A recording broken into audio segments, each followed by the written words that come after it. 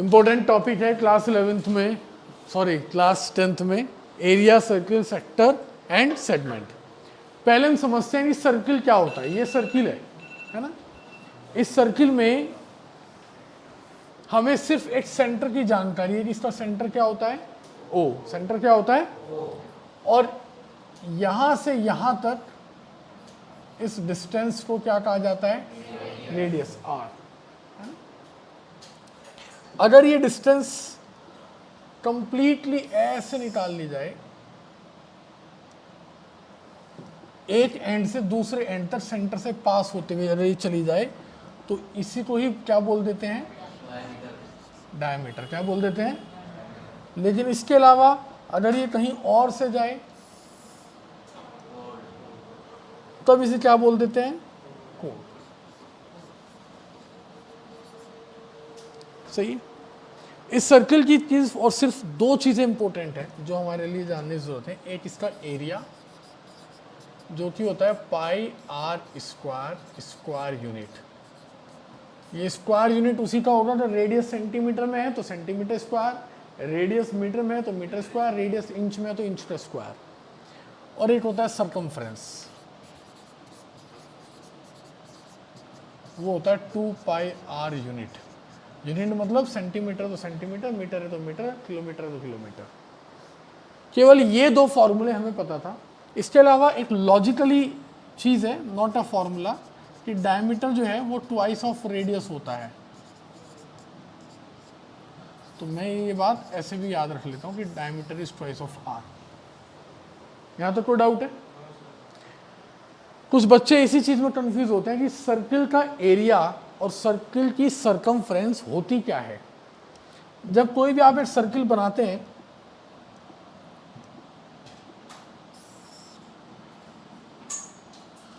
तो ये जो आपको येलो लाइन दिखाई दे रही है, ये सर्किल की सरकमफ्रेंस है। ये सर्किल की क्या है, सरकमफ्रेंस है।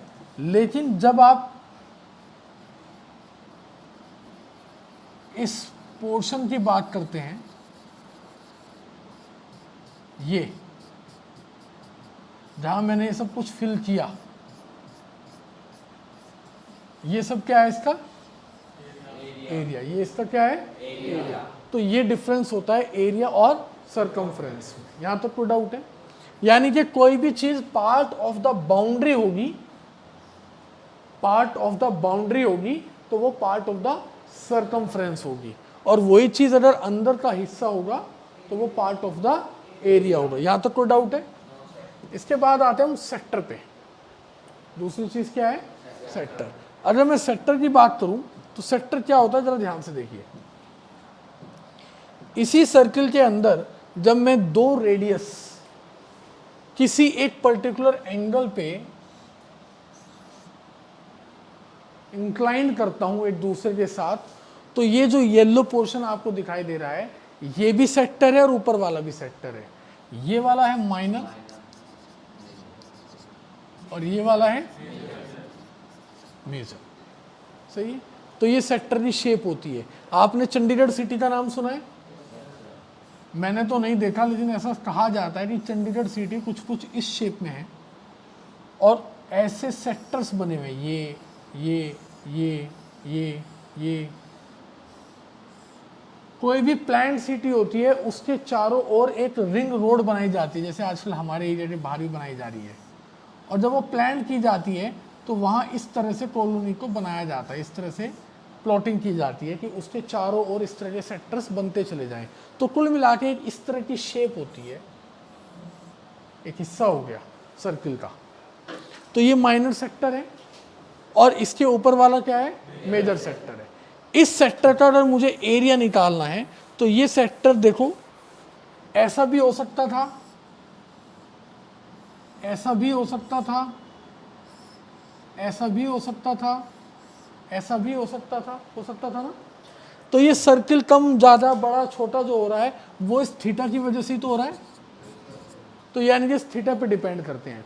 अब दूसरी बात बहुत ध्यान से सुनना मेरी, बहुत ध्यान से। मैंने आपसे कहा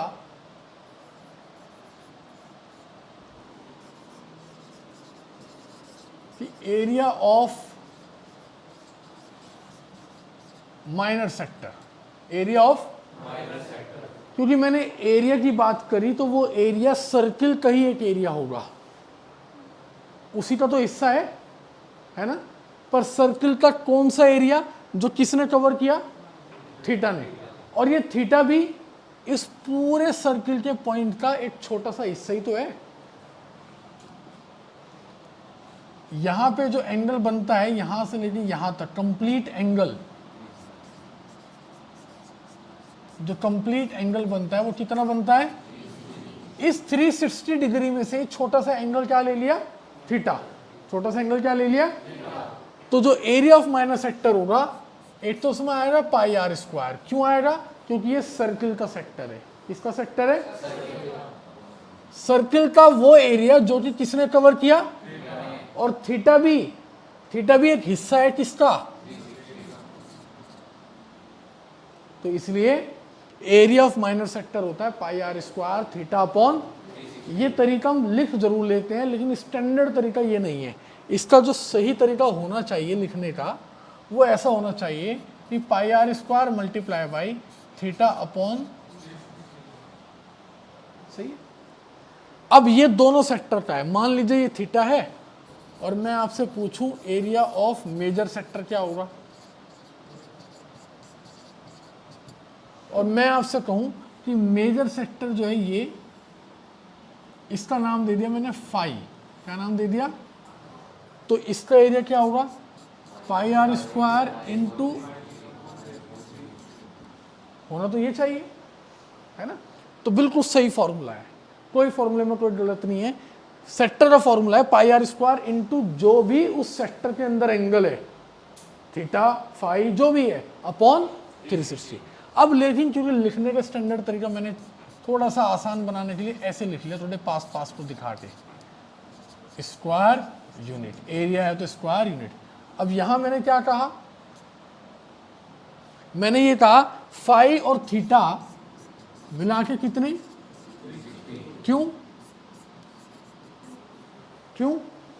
कंप्लीट एंगल। तो थीटा वहां चला गया तो फाई की वैल्यू क्या आ गई, 360 माइनस, तो ये वैल्यू जब यहां पुट हो जाती है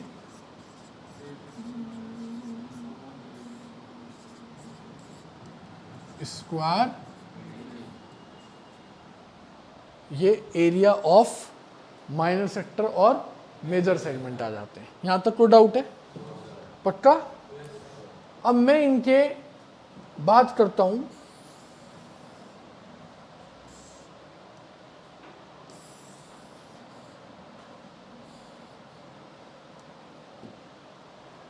इसके पेरीमीटर की, तो जरा ध्यान से देखो, पेरीमीटर ऑफ माइनर सेगमेंट क्या होगा, माइनर सेक्टर सॉरी। तो ध्यान से देखिए, इसके पेरीमीटर में दो लाइन तो ये रेड वाली आ रही है, ये तो क्या है रेडियस, तो आर और आर कितना आ गया, प्लस एक लाइन अब ये आ रही है, ये क्या है, यस ये है आर्क, तो प्लस आर्क। इस आर्क को मैं एल के नाम से कह लेता हूं, क्या कह लेता हूं, एल। अब ये आर्क क्या होगा ये पता लगाना है, ठीक है। तो देखो बड़ा सिंपल सा फंडा है, जिसने अभी बात समझी वो बात को समझ जाएगा। वो ये कहेगा सर ये जो एल है, length of minor arc, minor arc क्यों बोला गया इसको, क्योंकि ये माइनर सेक्टर की है। ये किसका हिस्सा है, सरकमफ्रेंस का। किसका हिस्सा है, जैसे ये अंदर वाला किसका हिस्सा था, एरिया का, और ये किसका हिस्सा है, सरकमफ्रेंस का कौन सा हिस्सा,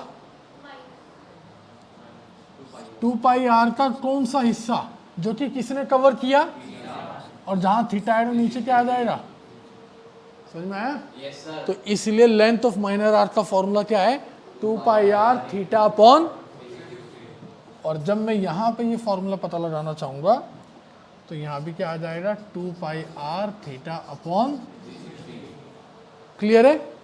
इसी तरह से लेंथ ऑफ मेजर आर्क अगर मैं आपसे पूछ लूं, ये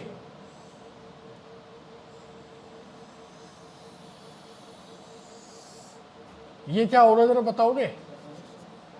2 पाई आर का वो हिस्सा जो कि किसने कवर किया, अपॉन, अब ये बात अलग है, मैं फाई की वैल्यू पुट कर दूंगा, क्या वैल्यू पुट कर दूंगा, फाई क्या है 360 माइनस, इसलिए लेंथ ऑफ मेजर आर्क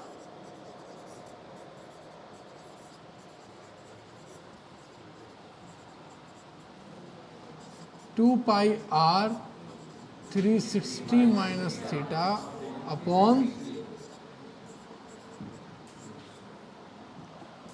कोई डाउट है?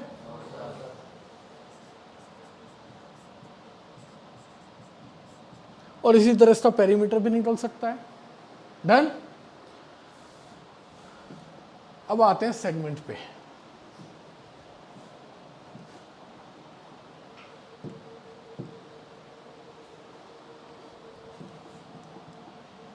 ये सेगमेंट केवल इतना हिस्सा है, जब एक सर्किल के अंदर एक कोड ड्रॉन होती है तो वो पूरे सर्किल को 2 पार्ट में बांट देती है, एक मेजर और एक सेगमेंट, एक मेजर सेगमेंट और एक तो ये है वो माइनर सेगमेंट, और ऊपर वाला क्या है, एक बार माइनर सेगमेंट पता लग जाए तो मेजर सेगमेंट तो अपने आप पता लगा लेंगे, हम पता लगा लेंगे ना। तो जरा देखते हैं एक बार ये कैसे निकालेंगे। अच्छा, अभी देखा मैंने पिछली फिगर के हिसाब से कि ये एक पूरा क्या है, सेक्टर है। इसी सेक्टर में अगर यहां लाइन खींच दूं, ऊपर तक ट्राइंगल निकाल दूं, तो क्या बचा, माइनर सेगमेंट बचा। तो बस मुझे यही देखना है यहां पे आके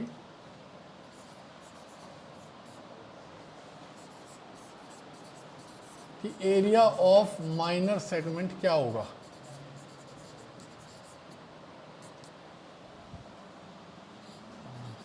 मेरे हिसाब से क्या होगा,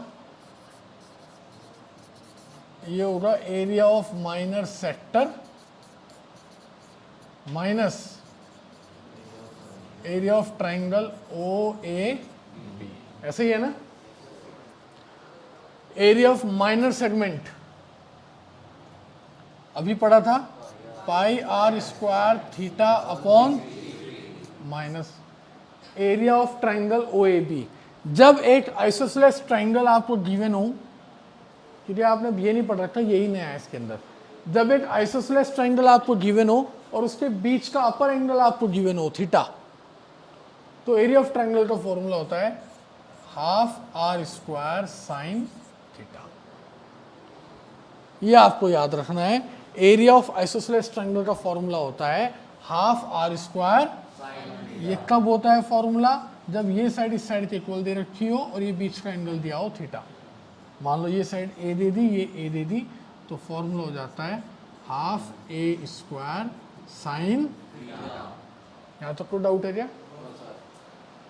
और अगर आपसे एरिया ऑफ मेजर सेगमेंट पूछ ले,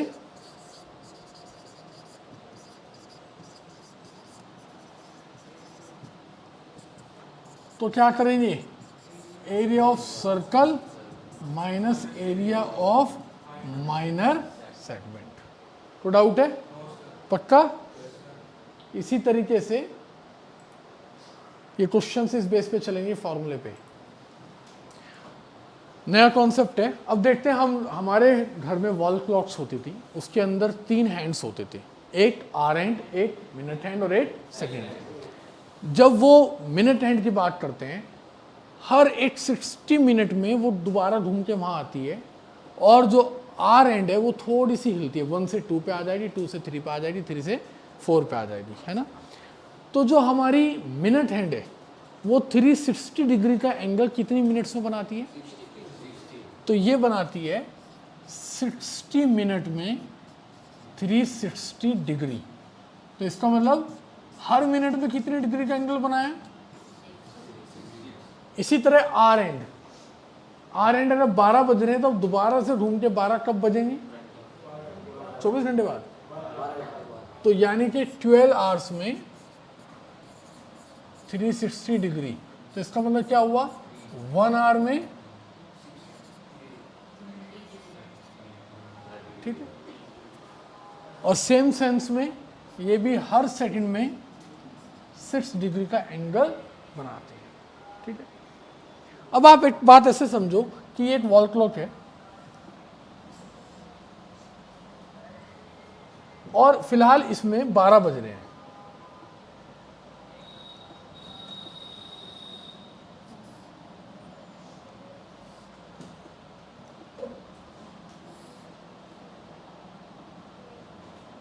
एक छोटी होती है, एक बड़ी होती है, ठीक है। और टाइम हो गया 12:20। कितना टाइम हो गया? तो 12:20 टाइम होने पे ये वाली जो चीज है ये हिल जाएगी यहां से।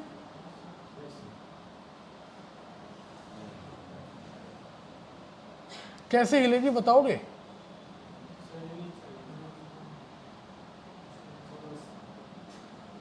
ऑलमोस्ट यहां जाएगी,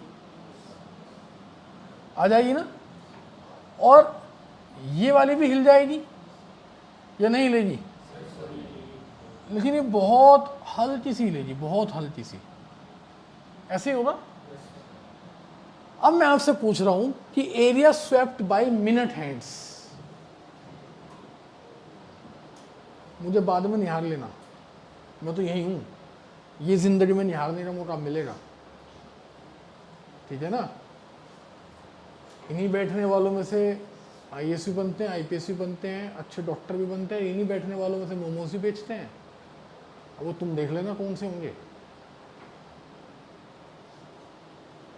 मतलब ये एक ऐसा इंपॉर्टेंट टॉपिक चल रहा है जिसके ऊपर बोर्ड में क्वेश्चन आते ही आता है, और तुम जो है इस समय कभी अपने आप को निहार रहे, कभी मुझे निहार रहे।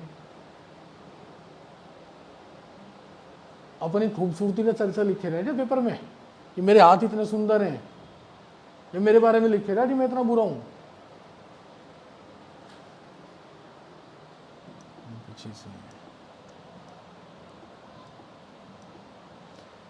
तो एरिया कहां से कहां तक स्वेप्ट हुआ? ये यहां से चला और ये यहां तक आया, ऐसे ही हुआ ना। तो अगर मैं इस बीच में बात करूं, ऐसे उसका टिप घूमा और ये पूरा एरिया स्वेप्ट हुआ, ऐसे ही हुआ। तो ये जो शेप आपको दिखाई दे रही है, ये शेप कुछ चीज की शेप है, बताओगे? सेक्टर की शेप है। और इस सेक्टर का एरिया मुझे निकालना है, क्योंकि अगर आप इसे बड़े ध्यान से देखो तो वही तो है। अब जो मिनट हैंड की लेंथ थी, लेंथ वही तो इसका क्या काम कर जाएगी? रेडियस। और थीटा पता लग जाए तो काम हो जाएगा। और थीटा कैसे पता चलेगा? थीटा ऐसे पता चलेगा कि हर मिनट में 6 डिग्री का एंगल बना। तो आपने यहीं से अंदाजा लगा लिया कि 20 मिनट्स में थीटा ने कितना डिस्टेंस कवर किया? 120 डिग्री। यहां तक कोई डाउट है? चलो ये जैसा क्वेश्चन कर लेते हैं। कह रहा था length of minute hand is 14 centimetre, तो यानी कि रेडियस क्या दे दिया? और पूछ लिया area swept by minute hand in 5 minutes, तो थीटा पता लग गया 30 डिग्री। 30 डिग्री। अब एरिया ऑफ सेक्टर का formula pi are square into theta upon, तो पाई की वैल्यू 22/7, 14 इंटू 14 इंटू 30 अपॉन।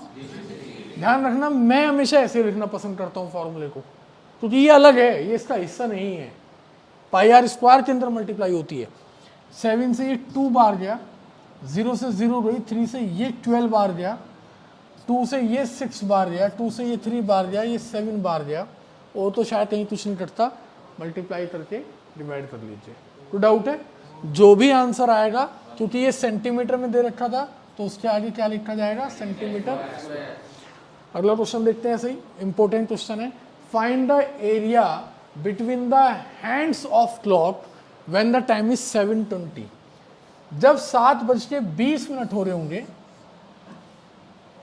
जब 7:20 हो रहे होंगे, तो उस समय दोनों दोनों जो हैंड्स हैं उनके बीच का एरिया निकालिए।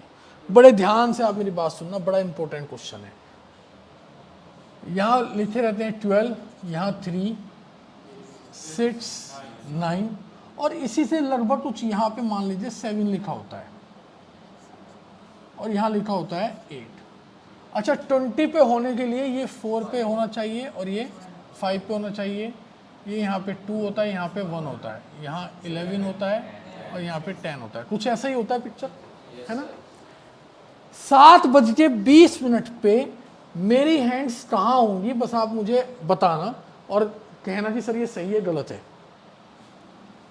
यहां से शुरू हुई,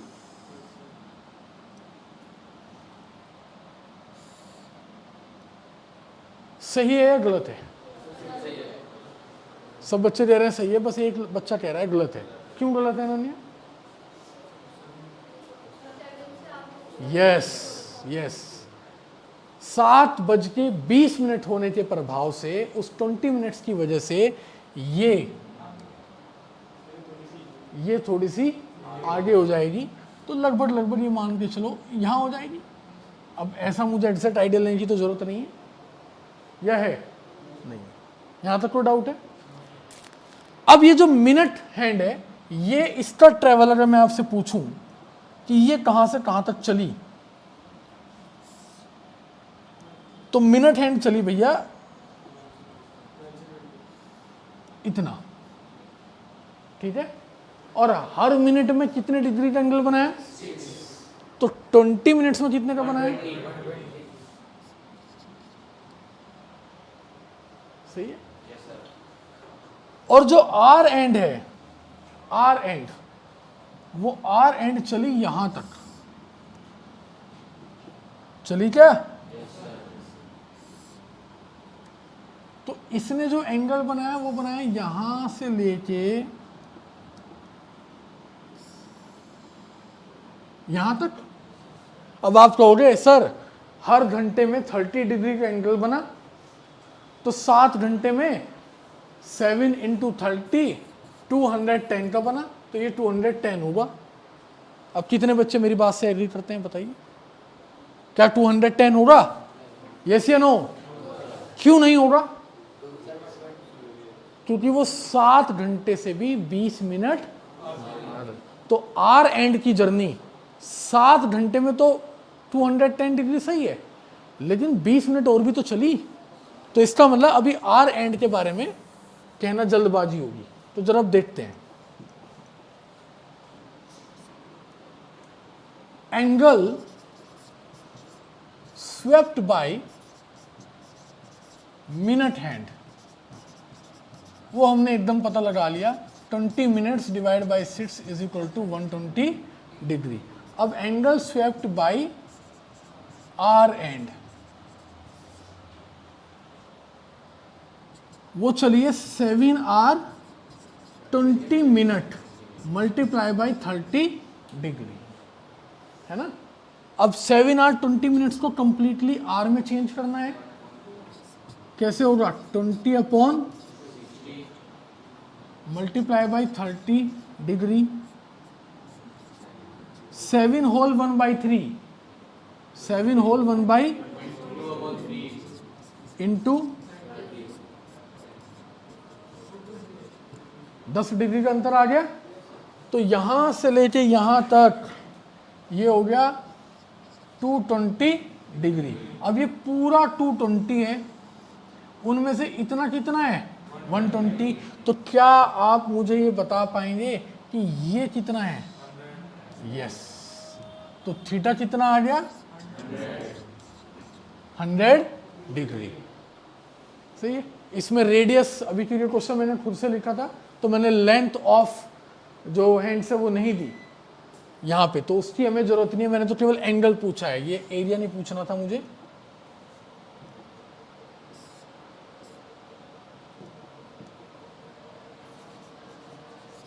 यहाँ वो क्या पूछेगा आपसे? एंगल। तो एंगल कितने डिग्री आ गया? अगर एरिया पूछेगा तो फिर वो आपको बता देगा कि ये इस साइज के हैं। कोई डाउट है? कॉन्सेप्ट क्लियर है? पक्का? तो इस बेसिस पे आप इस चैप्टर की भी शुरुआत करेंगे कल हम अगले जो टॉपिक होगा उसमें हम ये व्हील्स के बारे में पढ़ेंगे, कैसे व्हील्स मूव करता है। आज आप बेसिक क्वेश्चंस करेंगे सेक्टर सेगमेंट के निकालने के, इनके एरिया निकालने के, इनका पेरीमीटर निकालने के, टाइम्स के ऊपर जो क्वेश्चंस हैं वो करेंगे। और मैंने बार बार आपको एक बात कही है कि आप ऐप को सारे बच्चे डाउनलोड कर लीजिए, उसी के अंदर आपको सारी क्लासेस रिकॉर्डेड भी मिलेंगी। ठीक है।